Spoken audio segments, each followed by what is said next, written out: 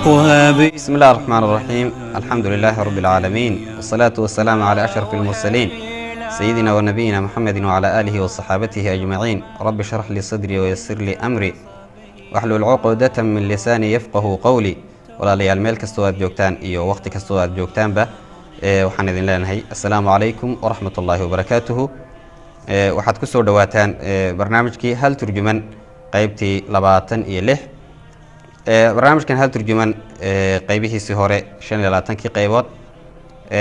qaabka aan idinku soo tabinayay wuxuu ahaa aniga oo soo tabiyaha ahaa barnaamijka iyo walaalaha asxaabta waxa weeyaan daawadayaasha barnaamijka oo noogu soo gudbin jiray waxa weeyaan ama email ahaan ama facebooka noogu soo gudbinayay abyaada ay jeclaysteen inaynu waxa weeyaan isku dayno haddii ilaahayna fahansiiyo inaan soo turjino. maanta waxaa farxad ah oo aan nasiib u yeelanay runtii ahna horumar barnaamijka hal turjuman uu sameeyey in dadkii daawadayaasha barnaamijka daawanayay ruux ka mid ah aan ku soo casuumnay barnaamijka isagoo aan ka dalban doono insha allahu tacaala inuu noo akhriyo gabayga uu jeclaystay inaynu isku dayno tarjamadiisa haddii alla na fahansiiyo. marka abyaada runtii maba badnayn meeris baan maalin kastaba qaadanaynay. maanta 2 meeris baan ka dhigaynaa cashan dayfka nala jooga darteed.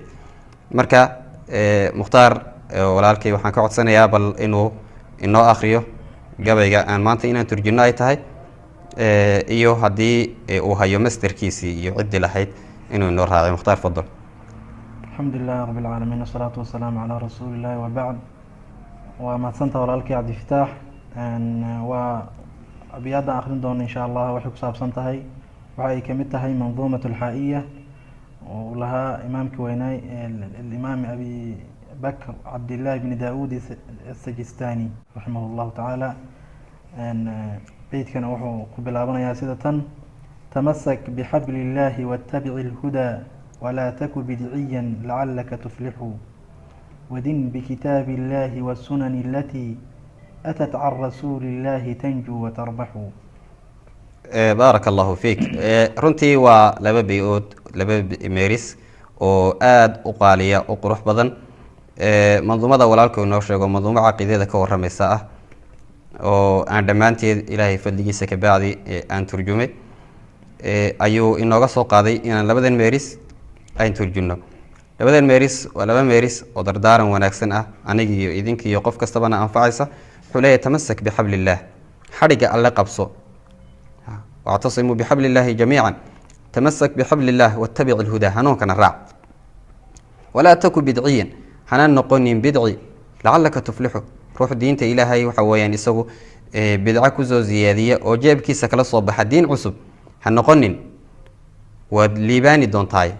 haddii aad laakiin bidco la timaado waad khasaaraysaa wey. beydka labaad ama meeriska labaadna wuxuu leeyahay wadin bikitaabillah, waxaad ka diin dhigataa kitaabka alleh wasunani allatii iyo sunnihii atat can rasuulillaahi tanjuu watarbaxu, rasuulka alleh inooga timiday waxa weeyaan waad badbaadi haddii aad sunnaha iyo waddadaas raacdo. waanad liibaani oo guul iyo macaash badanna waad heli. waddada lagu guuleysto waxa weeyaan waa waddada nebiga salawaatu ullahi wasalaamu caleyh. qul atiicu allaha wa atiicu rasuul. mar kastaba ilaahay rasuulkiisa way xoogtaaba. haddii aad rasuulka alle haddaad ilaahay jeceshahayna rasuulka alle waddadiisa inaad raacdo waxa weeyaan waa qasab weeye. markaa tarjamadii 2 beyd waxaan idhi ku dheg xadhigga ee boodhabada raaca ugu dhiibsan, bidca dhaqan ay ku ahaan guushu way dhalane. tamasak bixabli illaahi wattabici lhudaa walaa taku bidciyan lacalaka tuflixu wadin bikitaabi illaahi wasunani alatii atat can rasuuli illaahi tanjuu watarbaxu. ka diin dhigo kitaabkiiyo sunnaha dheeha gudaheyga rasuulkaan ka soo dheeganee dheefo idilkeedba dhuuxaa badbaadiyo laga dhamaa khayr, dhuuxaa badbaadiyo macaan laga dhamaa khayr. wadin bikitaabi illaahi wasunani alatii atat can rasuuli illaahi tanjuu watarbaxu. beydkii horena wuxuu ahaa tamasak bixabli illaahi wattabici lhudaa walaa taku bidciyan lacalaka tuflixu. ku dheg xadhigga ee boodhabada raaca ugu dhiibsan, bidco dhaqan ayin kuu ahaan guusha way dhalane. waxaan idinkaga tegaynaa dumtum fii ricaayat illahi wa xifdih. السلام عليكم ورحمة الله وبركاته.